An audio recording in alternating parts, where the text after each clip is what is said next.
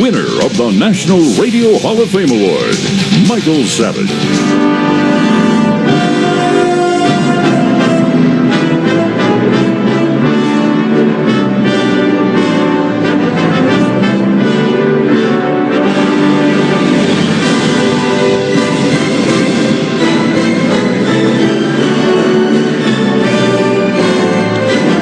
Over 2 million of you, I would guess, have gone on to the Drudge Report over the last 24 hours. You've gone to WorldNet Daily, you've gone to the michaelsavage.com, and you've seen the travesty that has emerged.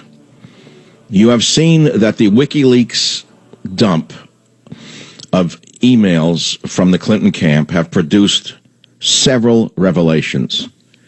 One of the revelations is that for the first time there is an email from Mrs. Clinton herself to one of her workers saying, let us hold off on Savage. Let's hold on doing anything until we all talk. It is called Sharia law, SHE-RIA law. Bottom line is, Clinton kept Savage on the hate list. Clinton declined to help lift Savage's UK ban. This is a major story for those of you who are following First Amendment issues in America and around the world. We know that the deplorable candidate on the left will do this to you. And when they came for Michael Savage, Fox News was not there because they're not Michael Savage. When they came for Michael Savage, NBC, CBS, ABC was not there because they're not Michael Savage. But strangely enough, way back when this happened in 2009, CNN came to me and they did an interview with me on this whole issue of being banned in Britain. And I have that 2-minute interview, which we'll play for you. You'll find out how far Fox has fallen, that even the old CNN was ahead of them. We also have a Savage BBC vintage radio interview on my being banned in Britain with BBC Radio. Many of you say, well, who cares? What do I care? I'm a big shot in the talk radio business. I'm a big shot in television. I don't need it. What do I care about Savage? Let him, screw him, throw him off the air. Well, that's exactly why she's going to become president, and that's exactly why when they came for Savage, you should have defended me. But because you're all so minuscule, you're such mini-men, all of you in the media, that you don't understand that by not circling the wagons, even with an individual you are competing with, you are basically digging your own grave. So let me go back to the beginning. Some of you know what I'm talking about. Some of you are in the news business. Some of you are in the politics business. Some of you understand the ramifications of this case. It's the biggest one. The bottom line is that I appealed to Hillary Clinton when I was banned in Britain while she was Secretary of State. My British lawyer asked her to fight for me, to lift me from a travel ban to the UK. Now, what happened was pretty shocking. Here I am, a talk show host who does not advocate violence, who advocates patriotic traditional values, borders, language, culture, who found himself on a list not to be allowed to enter England. That's what I told the BBC. And I said, what does that say about the government of England? It says more about them than it does about me. I was put on a list of terrorists, neo-Nazi murderers who were in prison for killing Jewish children on buses, all because of my speech in America. And I said, this is the nation where the Magna Carta was created?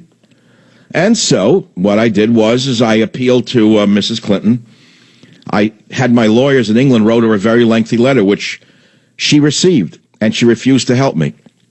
In fact, if you read the article on WorldNet Daily, you could link it up on michaelsavage.com, directly on my own website. The article's right there, WorldNet Daily exclusive, Sharia law, Hillary kept Michael Savage on hate list. You'll find an email, a copy of the email from HROD17 at clintonmail.com.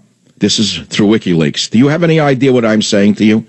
Do you have any idea this is the first time we actually see an email from Mrs. Clinton about me? What did she say? Did she say, I'm going to help Michael Savage even though I detest his politics? Did she say, I detest the man's politics, but I will help him because he's an American citizen and I am his representative as Secretary of State, and we believe all Americans are entitled to freedom of speech? No, it's not what she said. She said something else. It said, subject, Savage holding pattern and next steps. It was sent to Mills, Cheryl D. Mills. Any of you in the audience know the name Cheryl D. Mills? Kind of a prominent woman in the Clinton administration right now. And then Cheryl Mills sent an email to Jacob J. Sullivan. Isn't he a continuous player? Isn't he still up there in the camp? In a second email to Clinton on the same day, Clinton's legal counsel Mills wrote on Michael Savage, Joan wanted everyone to clearly understand before any further discussion occurred with UK that Savage's exclusion should also have occurred under our legal regime. Listen to this. Savage's exclusion could also have occurred under our own legal regime.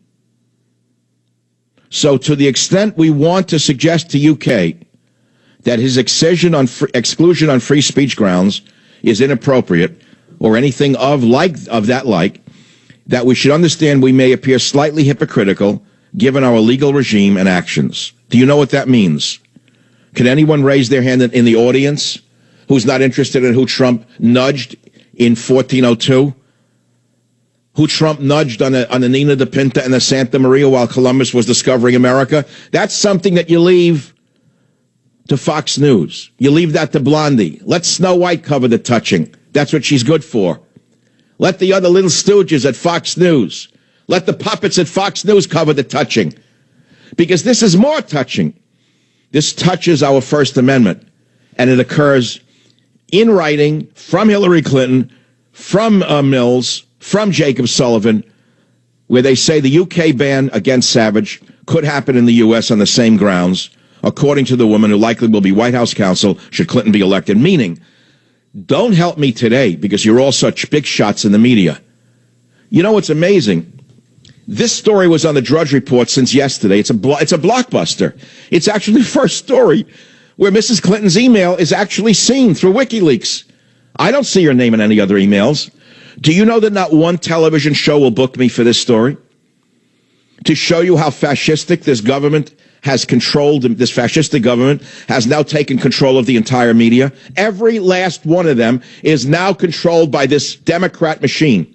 None of them will have me speak about this issue. I only have this radio show. For how long, I don't know. I don't know how long this will be allowed. I have no idea. But I thank the people who give me this ability to get the truth out, because what I am saying to you today has deep ramifications for everyone in the news business, everyone in the commentary business, everyone in the media business will be affected by the outcome of this particular case. It's bigger than you may think. It's bigger than me. It's bigger than one man. It's bigger than the First Amendment itself. It goes to the heart of who this woman is, and is she qualified to be president? If she would not help me as an American citizen, why would she help you? The answer is maybe she will, maybe she won't. For example, if you are a radical leftist who wants to blow up Republican campaign headquarters and go visit a fascist dictatorship, maybe she'll help you get there. I appealed to Hillary Clinton as Secretary of State to defend my First Amendment rights. She refused to do so. Why did she refuse to do so? I will read you the letter that my attorney wrote. I was banned by the government's top Homeland Security official in 2009. Along with terrorists and neo-Nazi murderers, on the pretext that my views might provoke violence. Now, the interesting thing is, my show was not even heard in England. Then Home Secretary Jackie Smith, an altogether unsavory individual, said she decided to publicize the list of 16 people banned since October to show the type of behavior Britain will not tolerate. Isn't that interesting? Britain will not tolerate such behavior as mine? It isn't even behavior, it's speech. You mean, but she tolerates Muslims who say Sharia law, kill the queen, will take over the government? That she tolerates? It's pure hypocrisy and cowardice in England, but we've expected that from Britain under the latest round of rulers. Did you expect that in your own nation? I am a talk show host who does not advocate violence, or I wouldn't be on the radio. I simply advocate patriotic traditional values, borders, language, culture, and yet I'm banned from England. I'm lumped in with Hamas leader Yunus al-Astal, former Ku Klux Klan Grand Wizard Stephen Donald Black, neo-Nazi Eric Galib, radical American pastor Fred Phelps. I'm on that list. Others on the list are Russian skinhead leaders, Islamic leader Wagdi Abd al-Hamid Mohammed Ghonim, Abdullah Qadri al-Akhdal, Safwat Khajazi, Amir Siddiq, Abdul Al-Moussa, Sami Ulkunta, and Nasser Javed. I'm on their list. How could a nation put me on a list and leave hate preachers in England who say that we're going to kill all of you? We're going to convert all of you to Islam. How is it possible that those hate preachers can't be deported from Britain, but I can be banned from Britain? People who advocate actual murder cannot be deported from Britain? Mrs. Clinton, if any of you are listening to me, I know you detest me, but I'm asking you a simple question. How is it that liberalism has gotten so distorted and cowardly? How is it that there are no liberals left in your government, Mrs. Clinton, of the old-style liberals who used to be my teachers who said, I may not agree with you, but I would do what? To protect your freedom? What did liberals used to say? I may not agree with you, but I would go to my death to defend your rights to speak. What happened to that form of liberalism, Mrs. Clinton? There's a lot more to the story. It's called Banned in Britain, Beating the Liberal Blacklist. I haven't beaten it. And we're trying to get the copy to you of this whole story. I had long forgotten this case until we ran a search of the WikiLeaks papers. And actually, I was quite shocked to see an email from Hillary Clinton about yours truly, Michael Savage. I was honored, by the way, that they consider me so important that they wouldn't even protect me. I was quite honored to see that Hillary Clinton herself stepped in and said, let's do nothing. And the reason they said let's do nothing is because her lawyer, Cheryl Mills, said that the rules in England for banning people are the same as the rules we have here. So if we help Savage, it could turn around on us, and therefore we may not be able to throw people out of the country, or let's say forbid people from coming into the country. It's a very interesting question. I mean, if Hillary becomes president, is she going to deport Americans who are patriotic?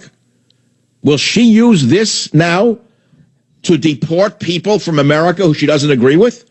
Will she say that they're hateful and they can't stay in this country? Do you have any idea does anyone out there know what the hell I'm talking about? Does anyone out there have any idea what the heck I'm talking about? I sometimes feel as though I'm talking to myself. I'm living in a numb nation.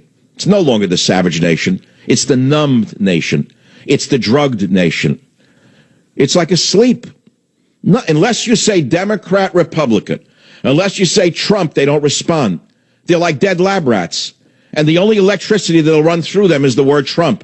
But the lab rats are dead, unresponsive. And now you understand the danger we are all in.